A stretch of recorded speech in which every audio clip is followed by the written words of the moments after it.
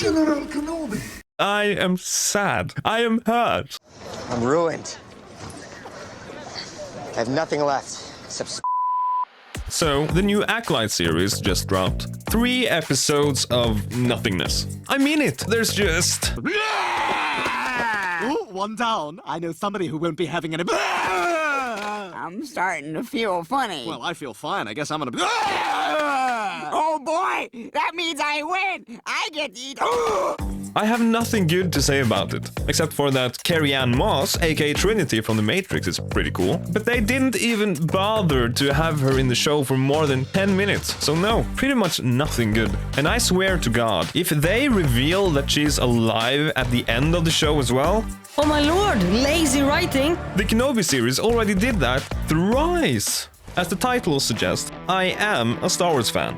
Or at least was. Starting to lose interest mighty bad over here. I remember when Disney bought Star Wars from dear old George Lucas in 2012. The future looked bright since we were gonna have more Star Wars to enjoy. Lots and lots of Star Wars. And look where that has gotten us. Now it's filled with lackluster storytelling, bad characters, and not a single care in the world for anything else besides making money. Except they're losing plenty of it though. Star Wars used to be a passion project. The movies were made by George Lucas because he loved cinema, and he likes to experiment with what he does. Sometimes it made wonders, sometimes it made some weird-ass creative choices and such. I mean, not everything was appreciated right at once. At least he cared to try and make it interesting.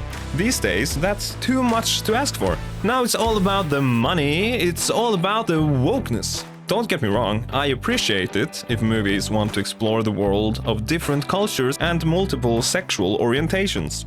But this is just not that. Disney wants to focus too much on wokeness and doesn't care to implement it properly. I mean, it's a bad sign for the priorities of the writers if they have to write diversity multiple times on the board just in order to make a plan for the story. In the start, Kathleen over here was all about that the Force is not male or female, it's for everyone. 2 hours later. Way to go, Kathleen. So I am wondering what is happening behind the closed doors at Disney Corp. What do they do with the writing? Let me tell you, they got a lot of people that tell us that they love Star Wars and that they have been growing up with it. And don't get me wrong, that sounds great. But after a while I started to question those statements. So either they straight up lie, or it shows later on that they have a total different understanding of what Star Wars actually is that doesn't resonate with people in the slightest. I sometimes even dare to say that Disney/Star Wars gets directors and writers involved that don't know what Star Wars is at all. Originally, Star Wars was something for kids. It was silly, it was somewhat chaotic behind the scenes, it was absurd for many of the actors, but it was filled with passion. It was showing us to be this huge fantasy world that people could escape into. A place where the characters were fairy tale heroes that found good in the evil and larger-than-life creatures that showed us what true morality was.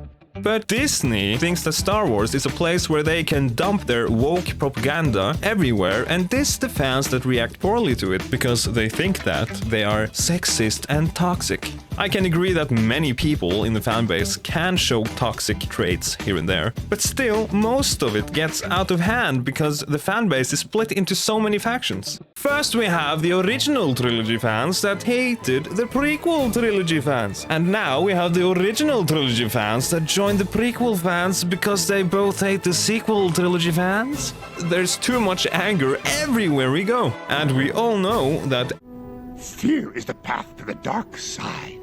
Fear leads to anger. Anger leads to hate. Hate leads to suffering. I just don't understand what is happening. Wait, I actually do. For example, Disney hires a feminist director that involves herself in feminist stories, and that's fair enough. We need those stories as well. Well, now she gets the chance to make a Star Wars story. A new Star Wars movie with Rey Skywalker.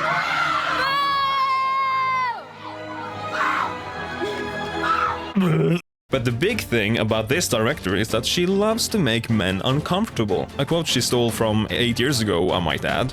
But still, she's hired to make a Star Wars story for a fanbase that's primarily involving men. and also has a fan base that's pretty much torn and gutted from everything already. It simply doesn't add up. Disney doesn't really know what they're doing anymore.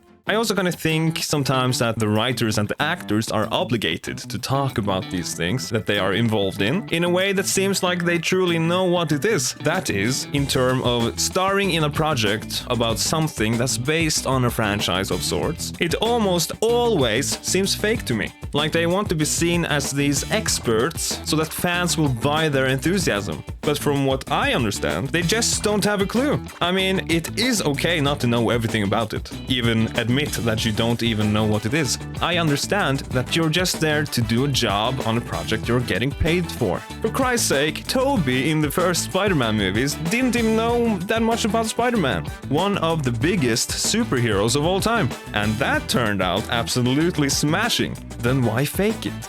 Take Tom Holland and the Uncharted movie, for example. He says that he has played Uncharted 4 before, and he says that he loves it. But he's not particularly good at it, is he? And that's okay. He doesn't really seem like a gamer to me, and he doesn't sound that enthusiastic about it either when he talks about the movie. Not like a real gamer would, at least. I mean, look at Henry Cavill, for example, when he talks about The Witcher or Warhammer. And we do know that Henry Cavill is a gamer. Two different things. But of course, Tom Holland doesn't really have to be. I understand that he got cast in it because it was an action movie and he was/is a popular action star. Business-wise, it makes sense. But the finished movie shows that people involved really don't understand what makes the Uncharted games so great. The same thing goes for the Star Wars franchise. And for the not knowing much about the thing. But you can't look and see that Anakin blowing up the Death Star possibly killed millions and millions of people. What did he say? Maybe he misspoke, maybe he didn't. At least he's trying. When the Disney era of Star Wars started, it had so much promise. They were gonna do right by the old fans by going in the direction of producing the movie in the way that the oldest films did. More practical effects and less snooze-festy political struggles. But that so-called promise washed down the drain rather quickly. After the director of the first movie began the plan that would somewhat stretch over the entire trilogy. And it started so well. But the director of the second movie didn't like that at all. So he got the green light from Disney to write his own crap, which ruined so much of the plans of the story and ridiculed the characters. Then, as a huge part of the fanbase hated it, they had to scrap the ideas that the third director had on his own, even cutting him loose. And these ideas were something that we would later on learn was actually truly fascinating for once. But no. Disney had too many fires to put down. All of this happened so that the director of the first movie can come back and try and fix all the problems by somewhat retconning many of the second director's ideas and half-ass it with the original-ish ideas that were now impossible to properly finish. Examples of this is Rey was supposed to be someone special from a certain lineage because she was supposed to be a Skywalker, a Kenobi, most likely a Kenobi. Turns out that she's actually a no one. But wait! Now, it turns out that she's a Palpatine, but she chooses to be a Skywalker, but she is strong in the Force for a reason, right? Right. Turns out that she's just strong because she's strong. So much build-up for nothing. Finn is a character that showed his struggles with genocide, wants to join the good guys, and it seems that he has a connection to the Force. Such a cool main character that clearly has a bond with Rey. But wait a minute! But wait a minute! But wait a minute. He's now a side character with a side plot that is bad as hell. Now, he is just forgotten, pushed even more to the sideline, but does he have a thing with Rey anymore? Maybe he has a Force connection? None of it goes anywhere. Luke Skywalker was shown as a legendary character that people needed to find. When they actually found him at the end of the first movie, he looked mysterious, almost touched that Rey found him. Even Mark Hamill told us later on that Luke was so powerful in the Force that he was supposed to have lots and lots of stones and rocks flying around him, and none of it happened. And then he turned out to be a sourpuss hermit with no connection to the Force whatsoever and has given up on everything because because he wanted to kill his nephew that was perhaps 5% as evil as the biggest bad of all time, Darth Vader, which he actually saved, or Palpatine, which he didn't even bother to try killing because he believed in the powers of the Jedi. He also hated the lightsaber and threw it away. But In the next movie, he changed his mind for some reason and now fully accepted Rey for some reason. Nothing went as planned, if they even had the plan to begin with. The saddest part is, in fact, the way they handled the character of Luke Skywalker and how Mark Hamill was done dirty. And they did Mark Hamill so mighty dirty in the sequel trilogy, thinking that he was butthurt because he wasn't the main character anymore. But in fact, he only wanted to stay true to his character, since he has so much respect for the characters that George Lucas originally created. Unlike Kathleen over here, which I might add, actually promised George Lucas to respect everything that he did. But no, everything is torn to shit now. I absolutely can't forgive Disney for ruining this man. He was one of the most optimistic actors in Hollywood. Still is, but this was a really dark moment of sadness that really shows in his behavior. If you see this video, Mr. Hamill, please call me. I'll give you a hug. I understand your pain. Another crime that Disney has done with the sequel trilogy is that they got the original trio back but never did anything with them. It would have been the biggest reunion ever, even bigger than Friends. But Luke was barely in the first movie. Han Solo was killed at the end of the first movie, before we even got to see Luke. And then the late Carrie Fisher passed away during the shoot of the second movie, sadly. So the trio will never be on screen together ever again. But at least we got 2 and 2 of them together a few times. For Christ's sake, we didn't even get to see Luke mourn the death of Han in the movie, only in the deleted scene. Instead, they focused on their new trio, Rey, Finn and Poe. And then they forgot about 33% of the trio, as Finn lost his main character status because they didn't know what to do with him anymore. The sequel trilogy is terrible, at least if you are a fan of the older movies. For you who enjoy this, good for you, of course. So glad you can enjoy it. But for the rest of us, I just want to say, I just want to cry, mourn in a way.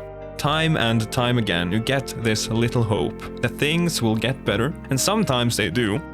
The only hope I have left is the fanbase making fan edits to try and save what little good is left.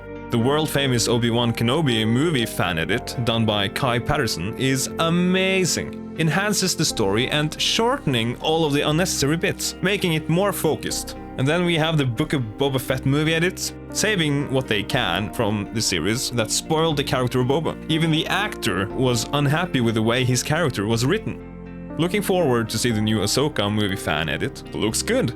But my question is, Why are we still here? Just to suffer? Every night, I can feel my leg, and my arm, even my fingers. The body I've lost. I don't know, I just don't much care anymore. So I'll just go to sleep now. Wake me up sometime before you go in the future when Star Wars is getting good again. Fairly well for now.